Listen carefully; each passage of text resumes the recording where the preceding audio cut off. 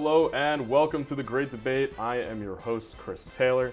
If you have never seen our show before, the rules are very simple. There are 3 rounds with 2 pairings of contestants, and the winners from the first and second round will be going on to debate in the 3rd round for my favorite tiara and a chance to dance with me on stage right here. All the questions will be dance themed tonight because the PRSSA is hosting a dance away for cystic fibrosis, on November 8th. To my left, we have PRSSA member Tyler. How's it going, man? Good, how are you? I'm great. So, this is the second annual dance away. Dance-a-thon. Dance-a-thon. Right, we lost one of our PRSSA members, and that was last year, 2 years ago. And in her memory and to raise awareness for the disease, we're holding a dance-a-thon on Friday, November 8th, and it's only $1. And you come and you dance and you have fun and there's food and we'll have a DJ and it's a great time. And you can really make a difference. Well, that sounds great.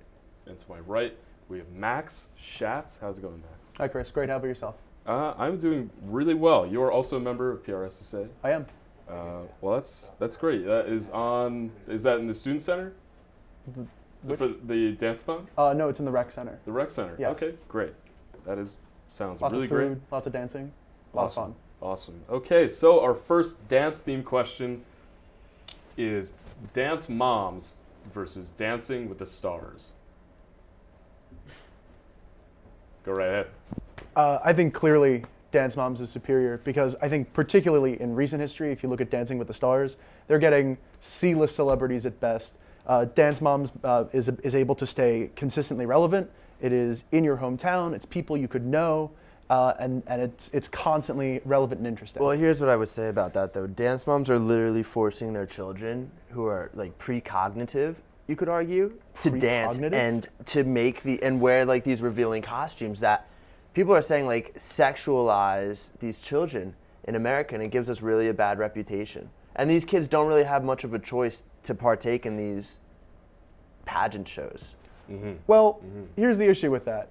Firstly, it's not necessarily a pageant. Secondly, I don't think you understand what precognitive means. Okay. And tertiarily... Well, before you can really form coherent thoughts. Okay. So when you're 4 years old to 7 years old, I would say you're, in a sense, precognitive. Well, regardless, if we're going to split hairs. But tertiarily, I think it's important to remember that these parents are not pushing these girls to overly sexualize themselves. These parents are pushing these girls into an art form. I think one of the things that's really important is that dance. If you look at ballet, if you look at... But these kids aren't doing ballet, they're doing jazz, they're doing pop, they're doing ballet. It's a combination, a fusion of 3 different styles. But then why are they signing up for dance classes and doing like ballets and stuff like that? Why are they doing, like... To learn an art, to practice an art form that is as old as humanity itself. Sure, in modern iterations, it might have taken a more sexual turn, but these girls aren't crunking on stage. These girls are actual... Have you seen the show before? Yes, I have. Some of them wear like very revealing outfits.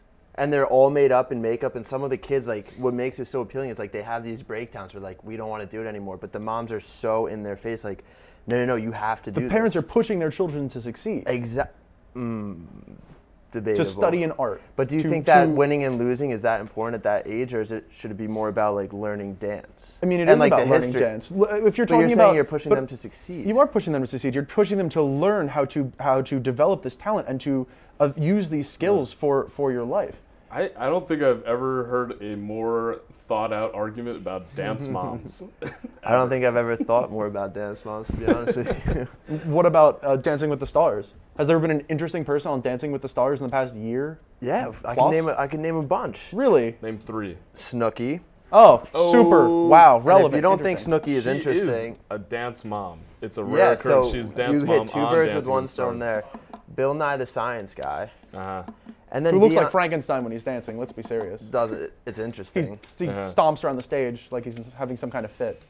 Right. And then so many football players. Deion Sanders has done it before. I don't know who that is. I could sit and talk about Dance Moms and Dancing with the Stars day in, day out, but I got to cut you off there. Thank you, man. I got to give it to Max with that one. I thought it was really well thought out. I didn't expect Dance Moms to get so serious.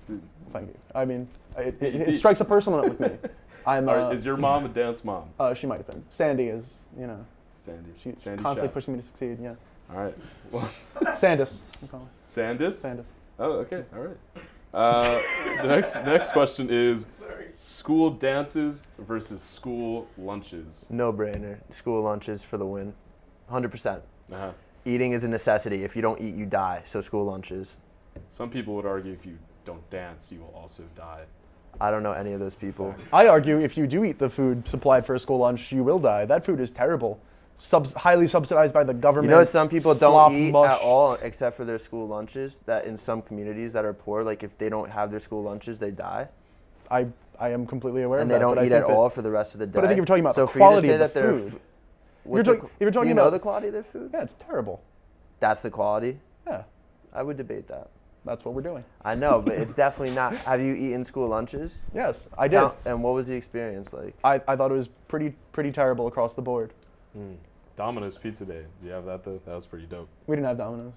What did you Some have? like local pizzeria. It was pretty terrible. It was basically sauce on cardboard. It's Pretty bad.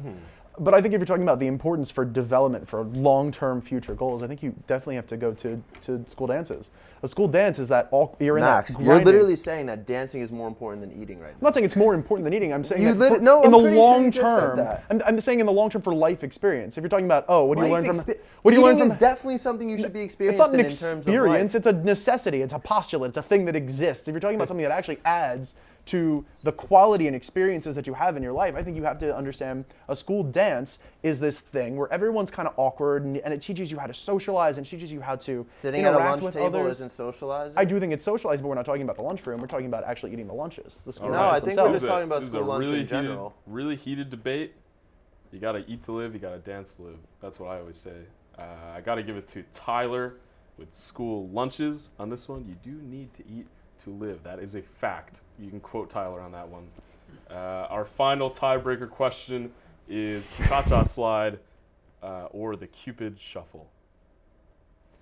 I have to go with the cha-cha slide on this one. I think that if you're talking about a classic, goes all the way back. It's a lot of fun. Everyone knows it. Cupid Shuffle, maybe not so much. You know, you got people who were kids in the 80s. Well, the good thing kids in about the 90s. Cupid Shuffle is everybody knows the Cupid Shuffle song, and it's so catchy. Are you saying that the cha-cha slide isn't? The I don't- cha-cha, I the don't Cupid know. Shuffle is very, very repetitive. The cha-cha slide, while it also explains the dance to you like the Cupid Shuffle, so that pretty much anyone could learn it as you're doing it, it also changes, it has nuance to it. And I think that that's I would really argue important. that Cupid Shuffle has more nuance in terms of it being a new song.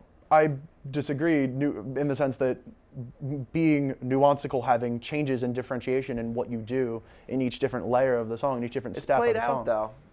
Cha-cha slide is way too played out. The Cupid Shuffle is like new. And Played people out as get- classic. It's vintage. It has a. I'm it's not arguing developed. that it's vintage or classic because it definitely is. Look, all I'm But saying the is you play Cupid the cha-cha Shuffle gets slide. more people on the Look, all I'm dance saying floor. is if you play the cha-cha slide at a wedding, at a bar mitzvah. If you do the you know, cha-cha slide right Shlomi now, Abramowitz is if having you a bar do the mitzvah, cha-cha slide and right you now, play the I cha-cha will slide, sacrifice my everyone win. will get out on the dance floor and start dancing. Cupid Shuffle, everyone's kind of like, I don't know this, whatever. I have to say the cha-cha slide has had more impact on social gathering dances than.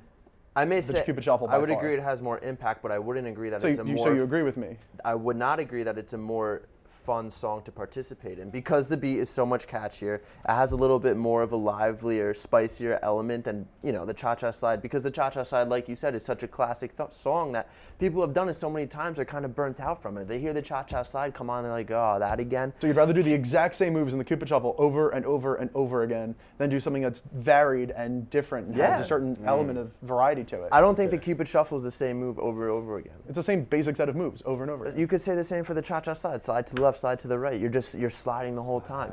So either way, it's the same movement. It's just a matter of what you enjoy it changes listening each to. verse. So does the Cupid Shuffle. I All don't right, believe that's true. I'm gonna stop you.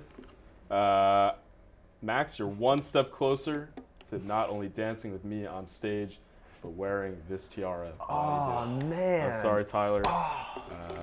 Dude. I would have loved to do the Cupid Congrats. Shuffle with you on stage, but Dude, it's not gonna happen. I'll give you my number. You can hit me up anytime. Uh, I should probably leave and this I on. will, and I absolutely will. Okay, we are going to go to a commercial break, but stay tuned. Go to the Cystic Round- Fibrosis Dance-a-thon.